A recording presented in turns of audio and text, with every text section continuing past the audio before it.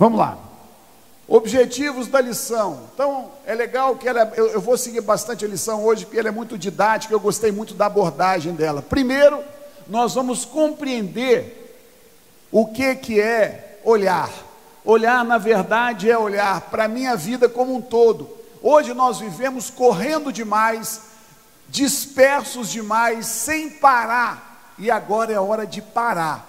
Na verdade, nós precisamos compreender a importância de nós olharmos para a nossa vida. É o passado, o presente e o que eu quero para o meu futuro. Então é momento de parar, é momento de refletir. Esse olhar tem esse sentido.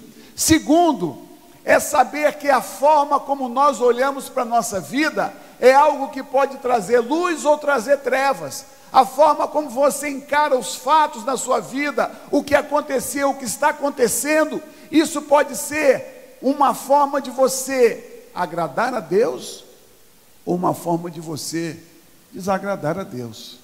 E nós vamos falar sobre isso.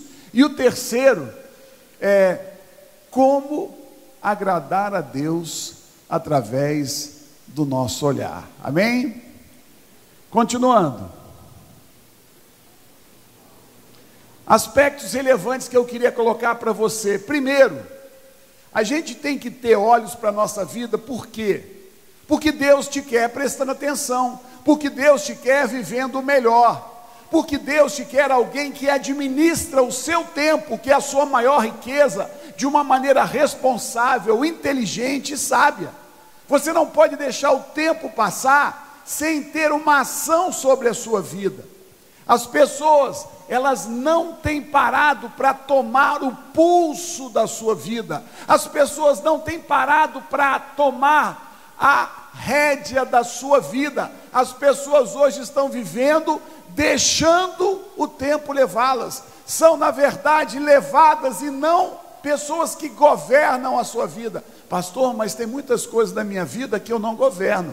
É verdade, mas aquilo que está nas tuas mãos, você tem que governar, você tem que chamar para si a administração da sua vida, você tem que aprender a corrigir rumos, você tem que aprender a tomar novos caminhos, você tem que aprender a perceber o que Deus quer de você.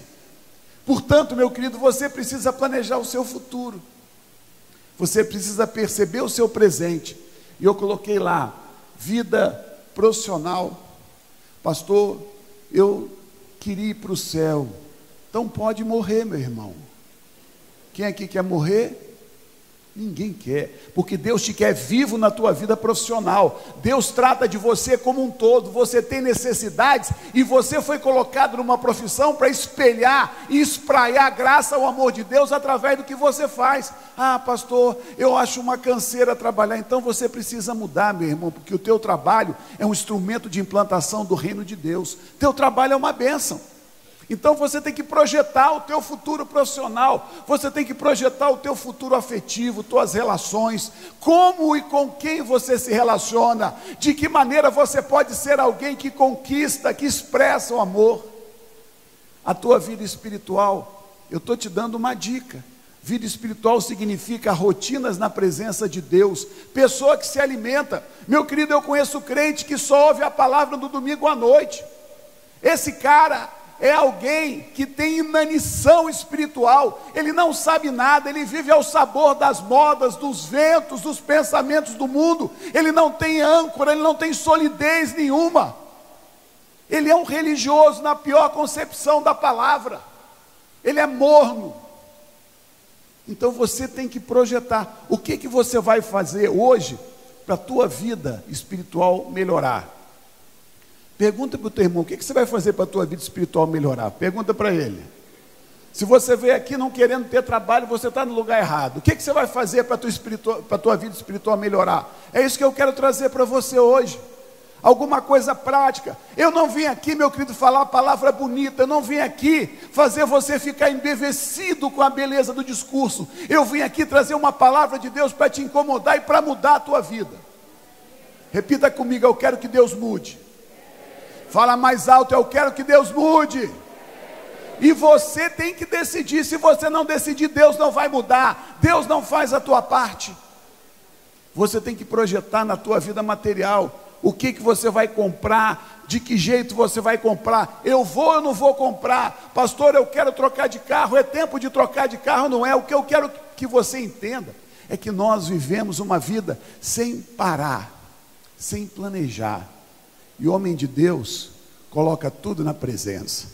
O homem de Deus todo dia pergunta para Deus o que ele deve fazer. Você tem feito isso? E aí eu gostei muito da revista quando ela diz, você tem planejado dentro dos padrões da palavra? E aí me veio esse texto que eu gosto demais.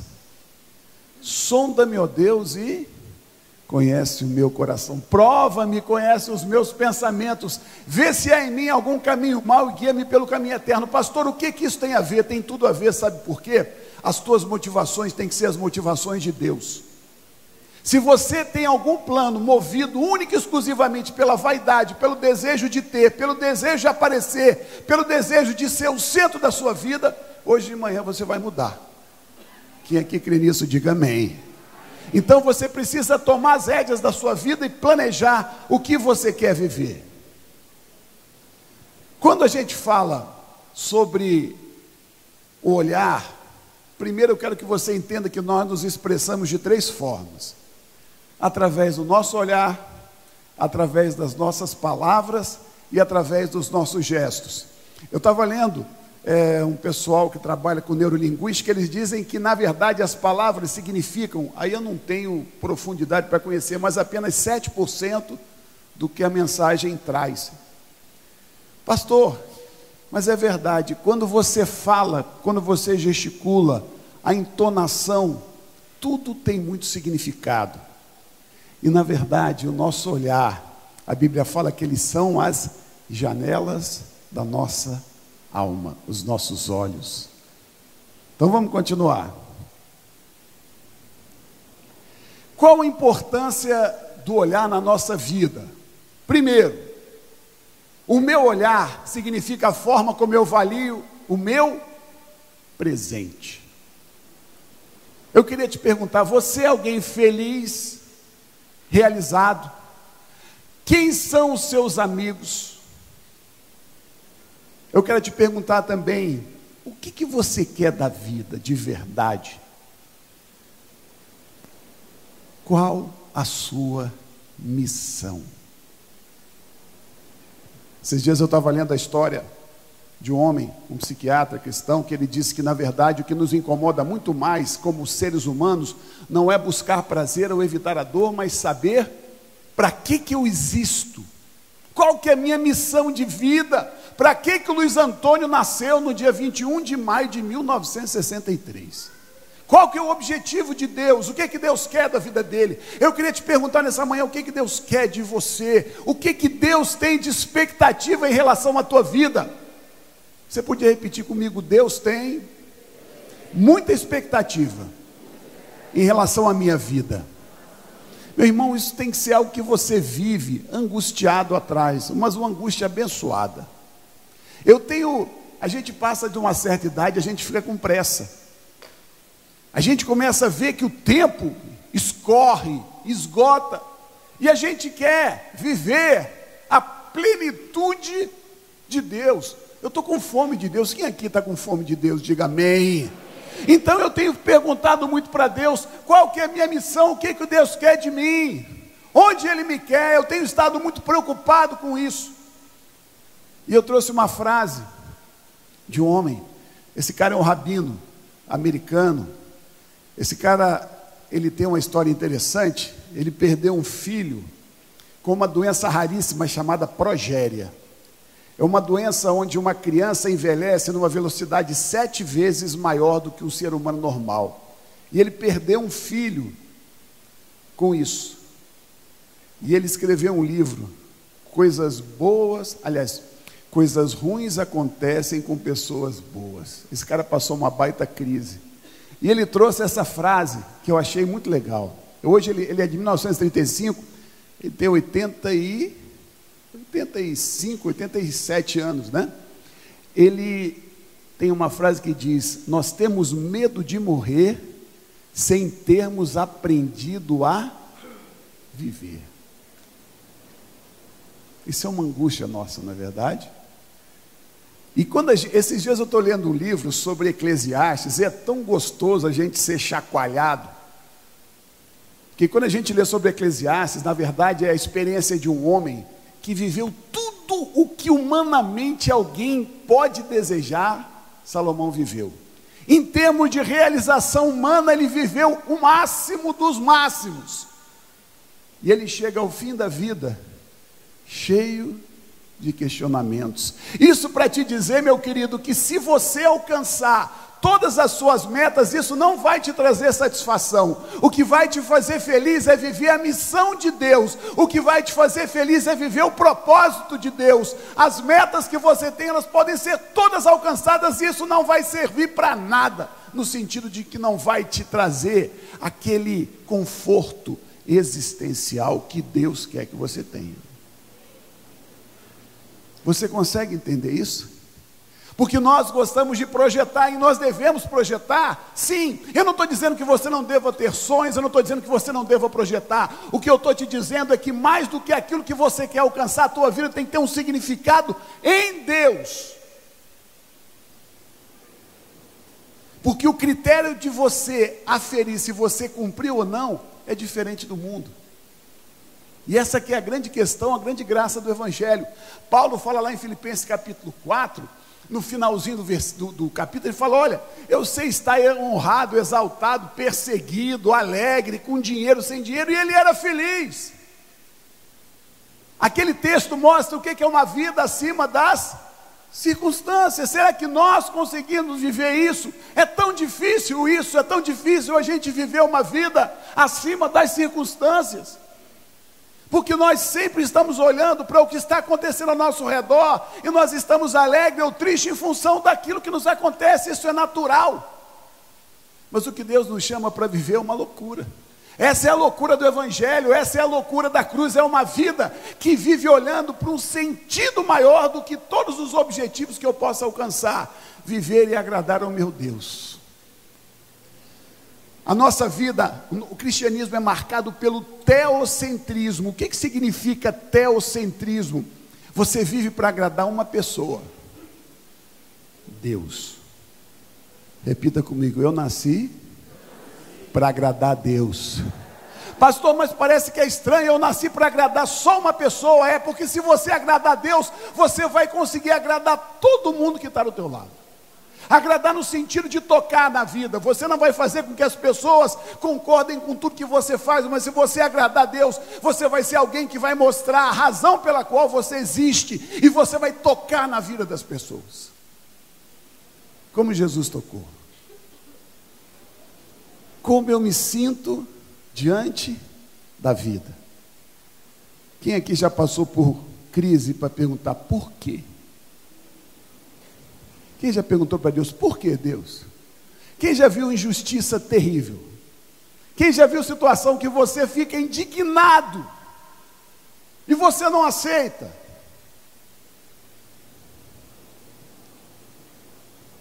Eu coloquei ali uma reflexão que falou muito comigo. A gente quer entender Deus, e a gente quer entender tudo o que acontece. Queremos ou não queremos? Pergunta para o teu irmão: você não quer entender tudo o que acontece? Todo mundo quer. Agora olha só a empáfia, o orgulho do ser humano. Nós, mortais, finitos, queremos entender tudo o que acontece no universo, os porquês. Por que o meu parente morreu de câncer? Por que um acidente matou a minha sogra? Por que aconteceu isso comigo? E nós somos cheios de porquês. E o nosso olhar sobre a vida, quando nós nos deixamos levar por essa lógica, nós ficamos angustiados, nós ficamos abatidos, nós ficamos duros, nós ficamos azedos, cítricos, pessimistas, e nós perdemos a dimensão. E eu quero trazer para você algo importante. Eu botei ali o seguinte: devemos nos conformar em reconhecer que o que sabemos sobre Deus e dele recebemos é suficiente para nos conduzir em fé. E eu coloquei duas frases depois, que você vai ver. O que nós temos de segurança hoje, aqui e agora? Primeiro nós temos o quê? A palavra. Pega a tua Bíblia aí, pega a tua Bíblia. Levanta a tua Bíblia. Meu querido, a tua Bíblia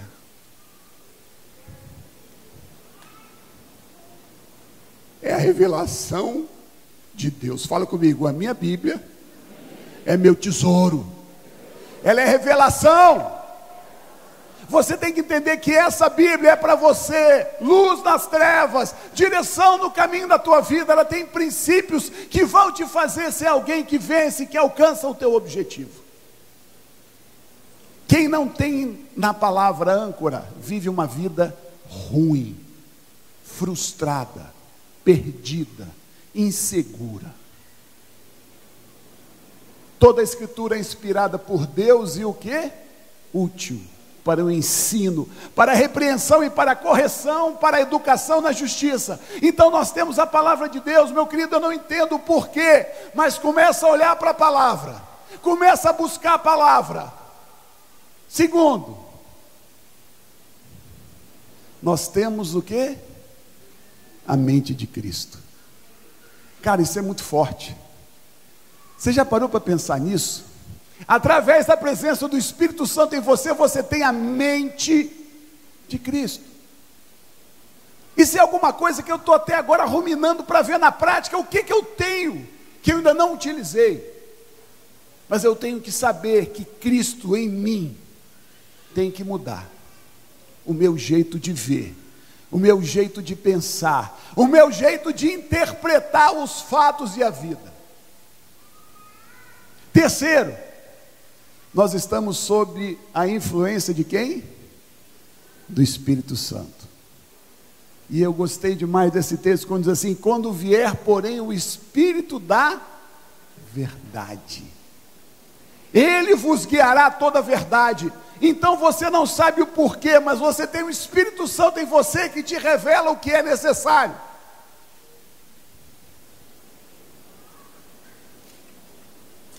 Eu botei ali duas frases que eu queria que você pensasse nelas. A primeira diz: não é possível conhecer toda a verdade, mas é possível conhecer a verdade. Colossenses 2,3 fala que em Cristo estão todos os tesouros da sabedoria e do conhecimento. O que eu estou tentando te dizer é o seguinte, meu querido, é que tem coisas que você não vai entender. O que desconhecemos não invalida o que sabemos.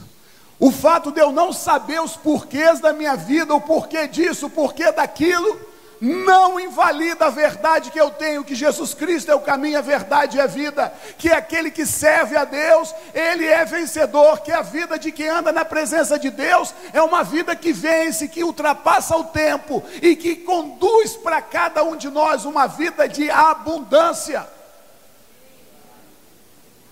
O que Deus quer que você entenda é que não te cabe saber os porquês. Isso tem que ser algo que mexe com você, porque você pode ter marcas na sua vida, que você fala o seguinte: por que eu sofri isso? Por que eu fui abusado na minha infância? Por que meu pai batia na minha mãe? Por que meus pais se separaram? Por que a tragédia financeira se abateu sobre a minha casa? Por que a doença abateu uma pessoa que eu amo tanto? Por que o meu filho morreu? Não sei. Eu não sei. Uma coisa eu sei: Jesus Cristo, Ele ama você. Eu sei que Deus ama você, e o porquê eu não sei te dizer. A fé exige que eu caminhe num território da dúvida. E isso Satanás manipula na nossa mente, e nós temos uma guerra dentro dela, porque nós olhamos para os fatos e perguntamos: por que Deus deixou isso? Ontem eu e a Lívia fomos ver um filme muito bom. E é a história de um pai que perdeu uma filha numa situação trágica. Um cara sequestra a menina e mata. E ele fica o tempo todo revoltado com Deus. O filme é top, eu não vou falar o final, senão você não vai ver, né? Mas é muito bom você ter a sua fé confrontada. É muito bom. John Stott fala que crer é pensar. Deus não tem nenhum problema com que você pense. Agora, o que Deus não quer é que você fique paralisado em mentiras. A dúvida, a dificuldade, ela é algo que nós sempre teremos. Não se iluda, não crie falsas expectativas. Oh, meu querido, uma das coisas que eu mais temo é quando tem gente que vem explicar o que aconteceu. Ah, isso aconteceu por causa daquilo. Cuidado, meu irmão. Cuidado, você pode trazer mentiras sobre o outro, você pode destruir a vida do outro. Não fique arrumando. Deus não precisa de advogado. Repete comigo: Deus não precisa de advogado. Ah, pastor, o que ele vai pensar de Deus? Deus não precisa de advogado. Eu quero te chocar um pouquinho. Eu quero que você entenda que nada foge ao controle de Deus. A Bíblia fala que os cabelos da nossa cabeça estão o quê?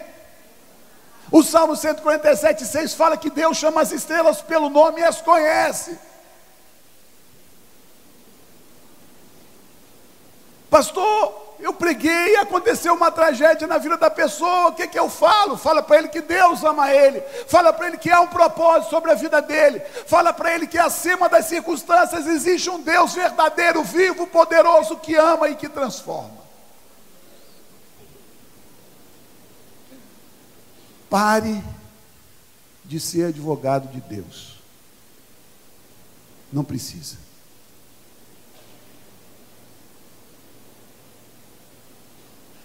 O nosso olhar direciona o nosso futuro.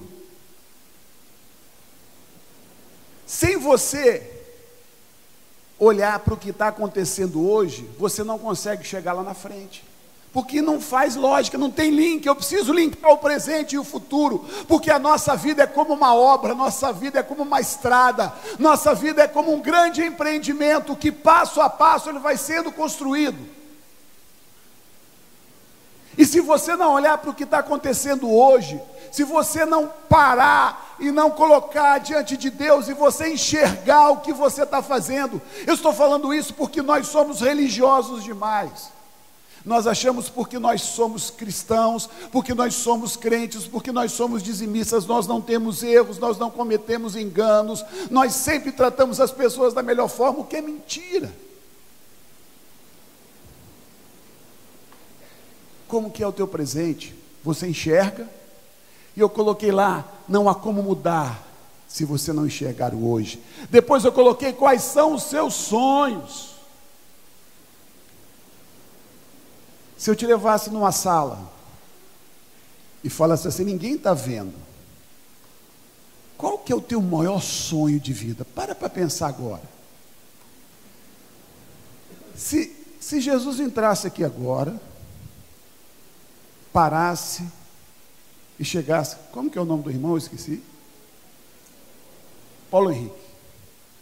Jesus entrou ali, só está o Paulo Henrique, e perguntou assim, Paulo Henrique, qual que é o teu maior sonho que eu vou te dar agora?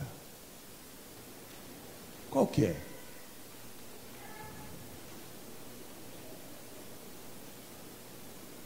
Qual que é?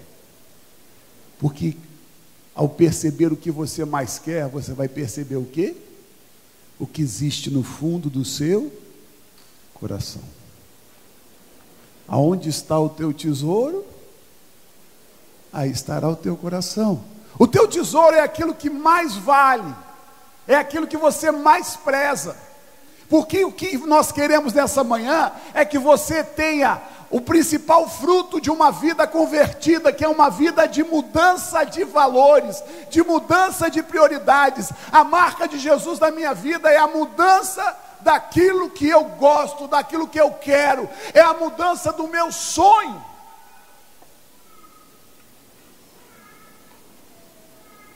Eu me torno alguém que vou querer o que Deus quer. Na verdade, Adão falou, faça-se a minha vontade. Jesus falou para Deus, faça-se a tua vontade. Jesus, ele foi o segundo homem. Adão foi o primeiro, e o primeiro errou e falou: eu quero fazer a minha vontade. E quando ele falou: eu quero fazer a minha vontade, ele se desconectou com Deus, e a morte entrou e traz tudo isso que nós vemos na história da humanidade. Porque o homem, ele não é um ser autoexistente.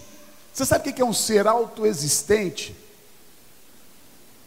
Tenta pensar em Deus. Quem criou Deus? Ninguém, porque ele sempre existiu. Você consegue?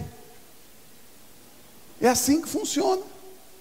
Ah, Deus, onde Deus começou, Deus sempre existiu, e o homem foi criado. Quando o homem disse assim para Deus: ó, Deus, deixa comigo, porque eu quero viver do meu jeito. Coitado, ele desconectou com a vida, ele abriu espaço para a morte.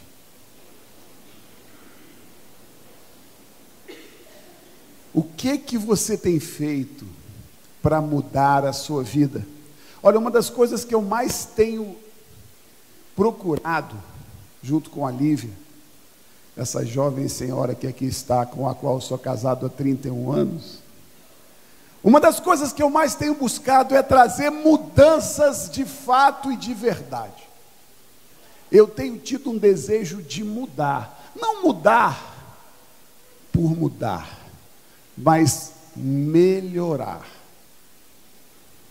E eu vi uma frase até de um cara meio polêmico, mas que eu gostei demais.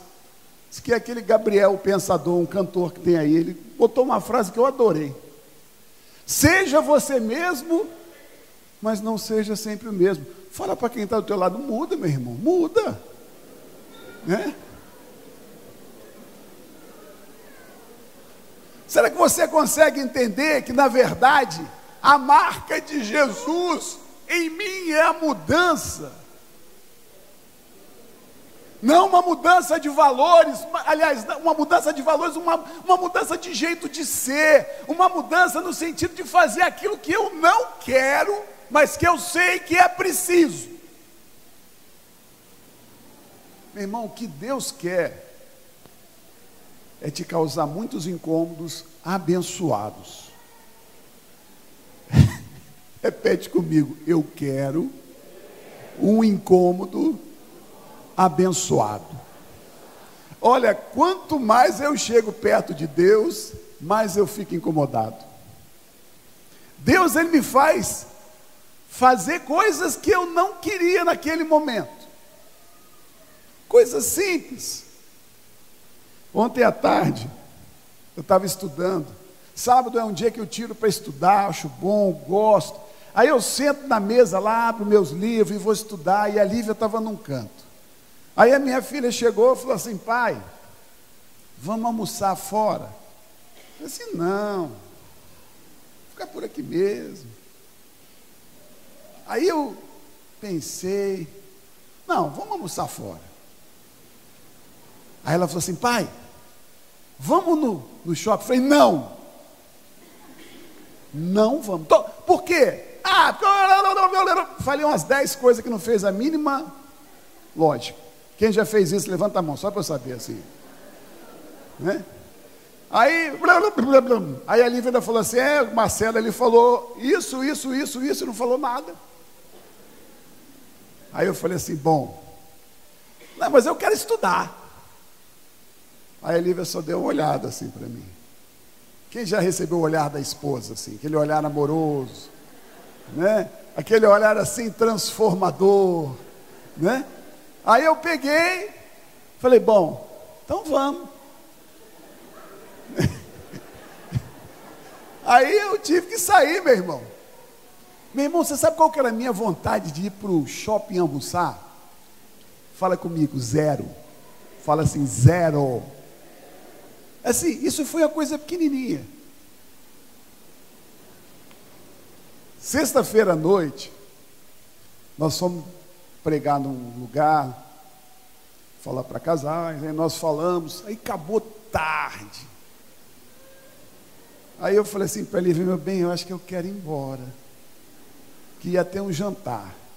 Aí a Lívia fez um comentário engraçado demais: meu bem, ela é muito assim, ela devolve com perguntas. Será que as pessoas vão interpretar bem se nós formos embora? Eu falei assim, gente, não é possível. Já era 10h30, e eu estava com vontade. Quem já sentiu vontade de ir embora aqui? E eu estou lá, e eu falei assim, eu vou embora. Não, a Lívia, meu amor, calma, querido. Aquele calma, querido, assim que, né? Aí nós sentamos, e interessante, nós tivemos uma conversa com uma pessoa lá, e nós ajudamos aquela pessoa de uma maneira poderosa.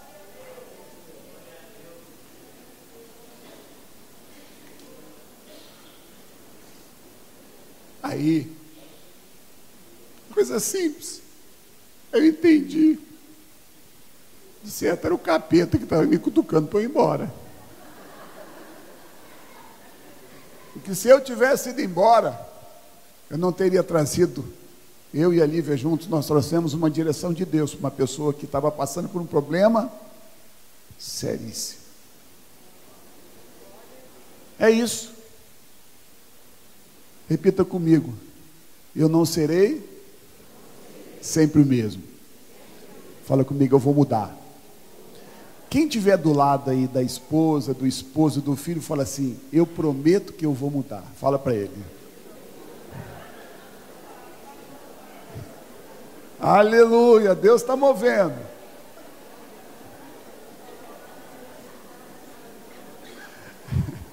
Vamos lá, gente. O olhar, vamos lá, ele revela as verdades da nossa alma. Presta atenção nisso aqui. O olhar é capaz de mostrar. Quem já percebeu que quando você olha para alguém, os olhos dela, na verdade, expressam muita coisa. Tanto é que quando a pessoa está passando por problema, o que ela normalmente faz? Ela abaixa os olhos. E aí nós colocamos ali, de acordo com a revista, é a partir do olhar que brotam as empatias. Tem gente que você olha para ela e o que acontece? Conecta. É igual rede Wi-Fi, né? Você olhou, né? O dia que eu vi a Lívia pela primeira vez, eu conectei com ela, né? Ela veio andando, eu não a conhecia, conexão. Mas não só no aspecto de homem e mulher, de gostar de alguém, de ter essa simpatia, essa empatia, essa proximidade. Tudo isso é construído através dos olhos, do olhar. Quando a gente não está conectado, a gente tem dificuldade de olhar. Por que você não tem olhado nos olhos das pessoas? E ficou mais uma pergunta muito boa. O que os olhos do seu cônjuge, do seu filho e das pessoas que te amam têm mostrado? Esse é bom. Como que as pessoas estão te vendo? Qual a imagem que você passa? O olhar orienta os nossos relacionamentos. Tem pessoas que o sonho dele, na verdade, é ir para uma praia, para uma ilha, não é porque ele quer descansar, não, é porque ele acha que viver com os outros dá trabalho e problema. Ele quer viver hermeticamente fechado e isolado. Pastor, o meu sonho é ficar numa ilha e não ver ninguém. Pessoas que quando estão com dificuldades de relacionamento têm esse sonho. Pergunta para o teu irmão: você já passou por isso, meu irmão? Você já sentiu vontade de só ficar sozinho ou sozinha?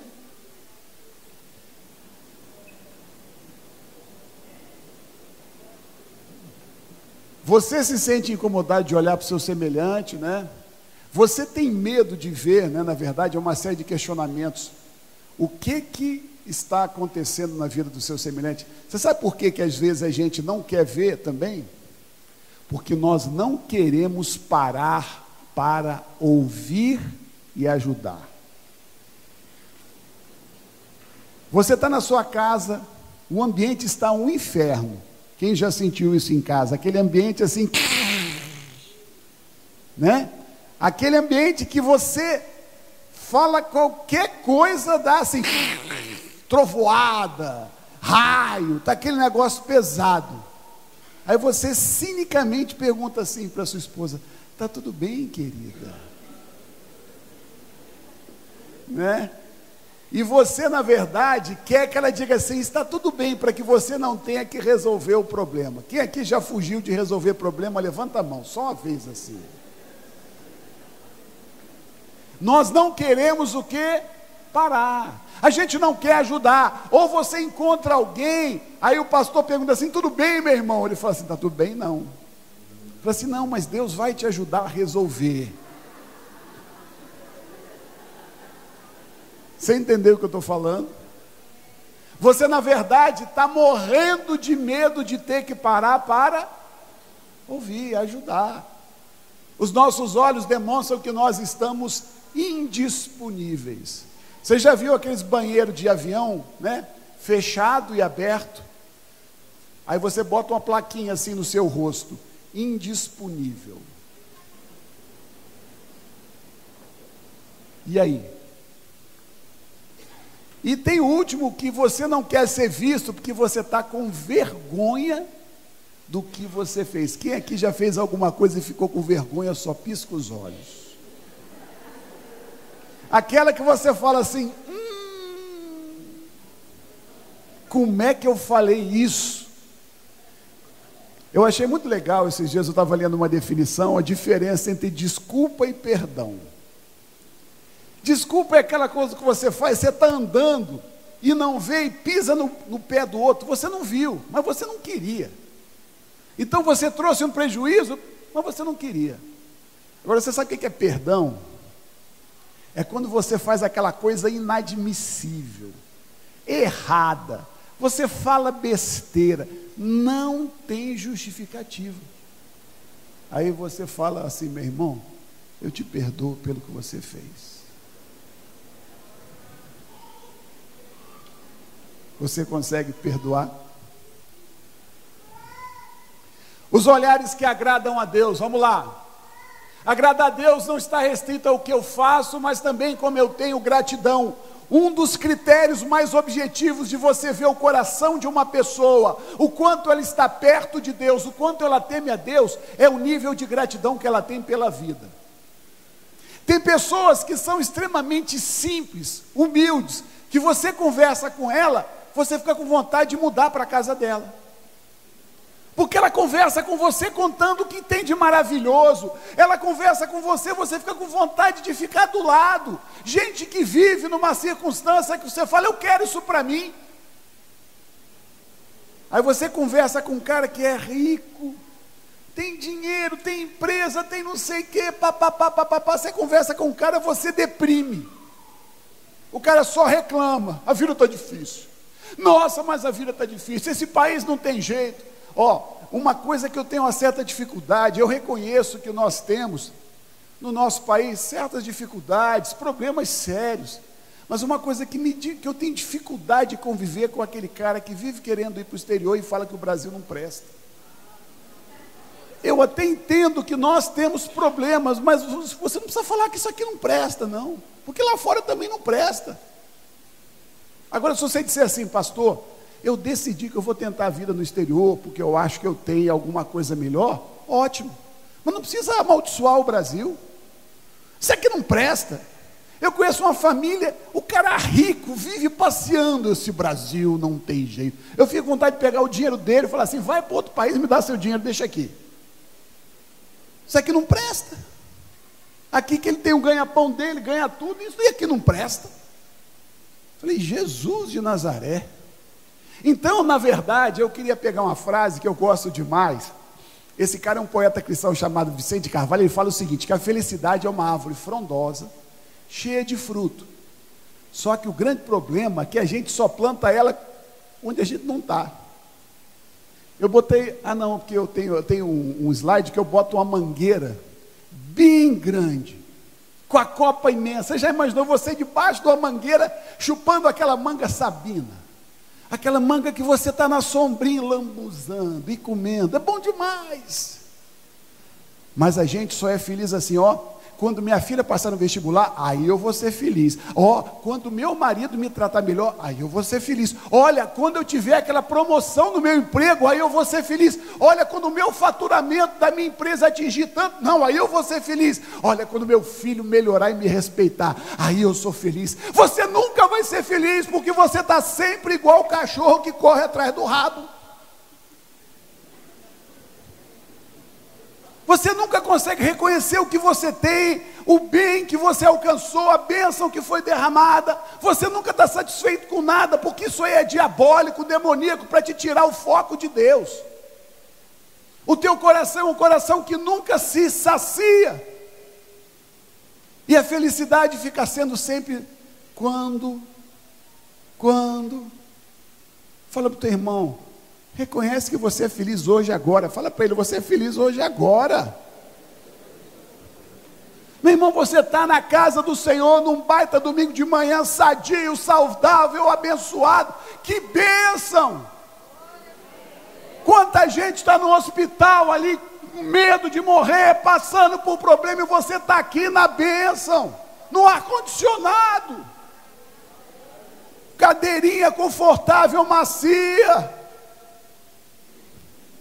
Fala para o teu irmão com amor, larga de ser ingrato. Fala para ele, larga de ser ingrato. Não exagera não. Olhando para trás com gratidão, presta atenção. Caráter, ele é medido pela gratidão. Uma das características interessantes que diferenciam a vontade de crescer saudável da ambição é que a vontade de crescer que vem de Deus é alguma coisa que vem fundamentada, embasada na gratidão. E o cara que só tem ambição, só quer conquistar, o fundamento dele é a ingratidão e a insatisfação. Você entende o que eu estou falando?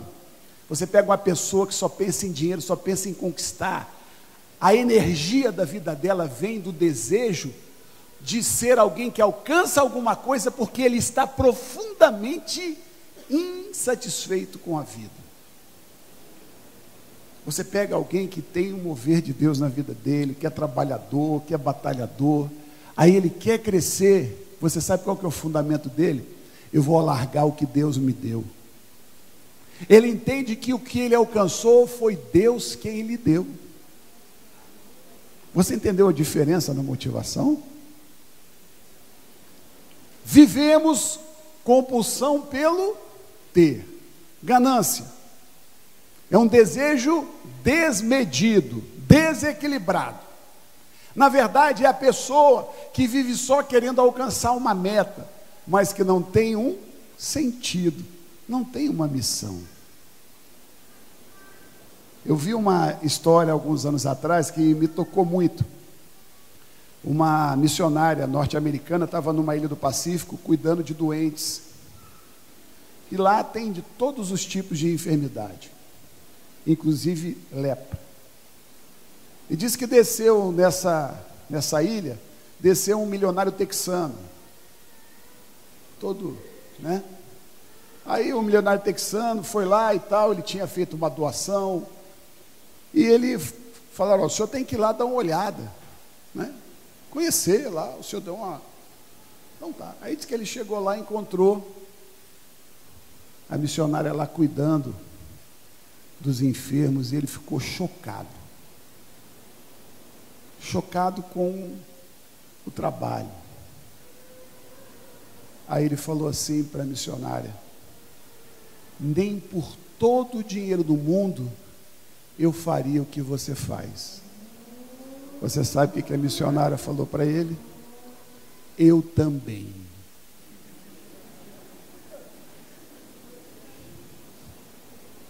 Você entendeu a diferença?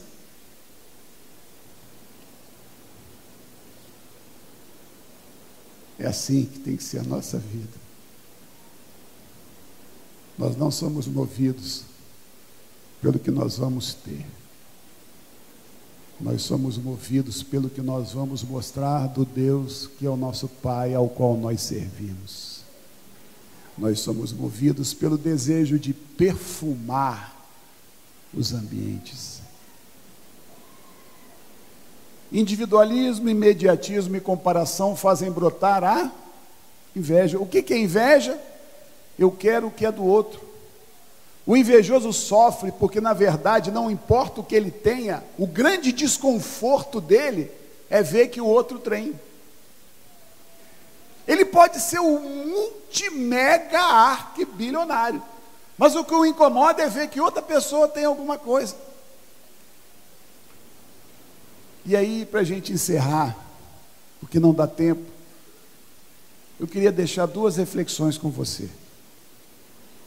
Primeiro, eu não tenho obrigação de ser o melhor, mas eu tenho obrigação de fazer o meu melhor.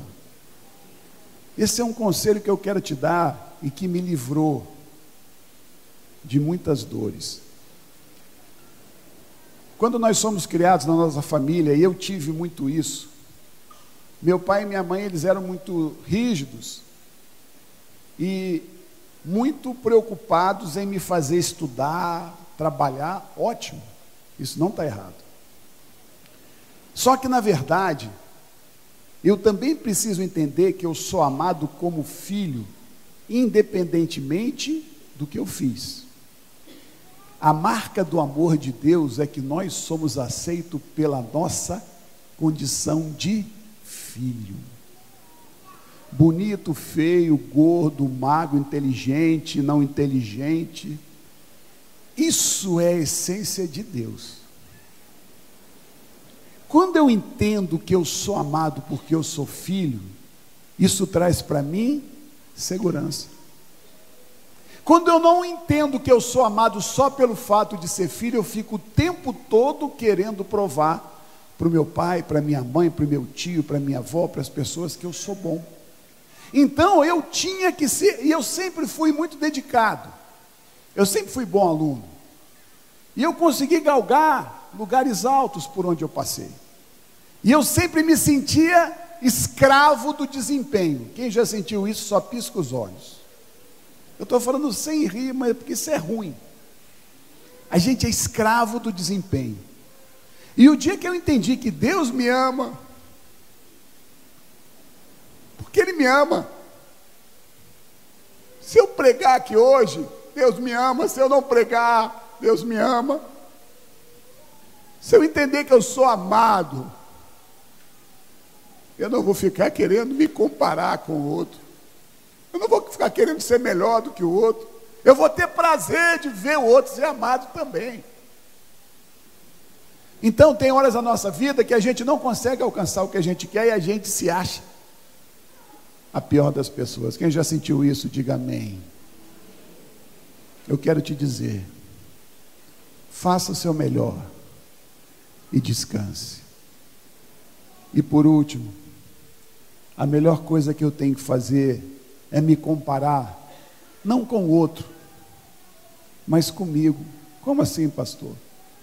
Veja o que você já fez, veja o que você já melhorou, faça um exame de vida e perceba o quanto você melhorou. É claro que outros exemplos para nós podem até nos mover, mas a tua referência tem que ser você.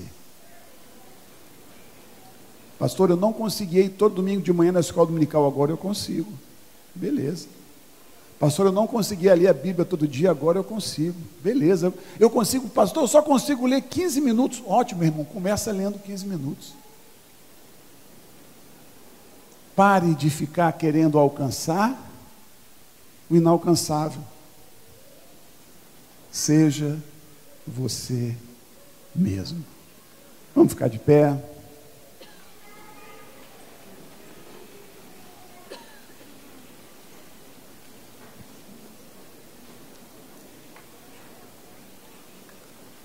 Quero orar por você.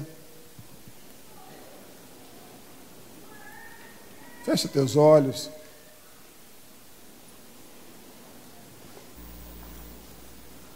Vamos dar as mãos, vamos fechar aqui no meio, só para a gente fazer uma oração agora. Vamos pegar na mão do irmão aí. Vai ser bênção. Vamos fechar os corredores. Se esforça. É Deus te dando uma lixadinha. Pastor, o senhor quer que eu pegue na mão de quem está do meu lado? Pega, meu irmão. Vai ser de Deus. Vamos orar. Por que eu pedi para você dar a mão? Porque nós temos as mesmas dificuldades, que nós temos os mesmos desafios, e porque nós temos uma fé que nos une. E nós temos um objetivo, que é levar o perfume de Cristo e o poder do amor de Deus onde nós formos. Que essas palavras possam mudar a tua vida e te fazer alguém melhor, alguém que se dispõe a mudar. E como dizia Paulo, prossigo para o alvo, para o prêmio da soberana vocação. Ele falou que não ficava olhando para as coisas que ficaram para trás, mas ele ficou olhando para os alvos que Deus tinha para ele. Fecha teus olhos. Senhor, muito obrigado, Pai, por cada um que veio aqui nessa manhã. Muito obrigado porque o Senhor é Deus que tem paciência. O Senhor é o Deus da segunda chance, da segunda oportunidade. O Senhor é o Deus que nos ama, Pai. Oh Deus, obrigado pelo teu amor, porque Ele é a razão, Pai, de nós sermos felizes. Toca em cada vida agora, sopra sobre cada um, é o que eu te peço, em nome de Jesus, amém. Dê uma salva de palmas para o Senhor. Uma igreja alegre, participativa. Todos os domingos, às 9 horas, um delicioso café da manhã e uma escola bíblica abençoada. Às 18 horas, culto da família. Segunda, às 14 horas, Manancial Feminino. Terça-feira, às 20 horas, Homem de Verdade e Mulher Ideal. Quarta-feira, às 19h40, culto de ensino, além de uma programação semanal para todas as idades. O nosso sonho é expandir o reino de Deus e chegar a todas as nações do planeta Terra. Eu quero convidar você a fazer parte desse grande projeto, que com certeza Deus vai te abençoar. Catedral da Família.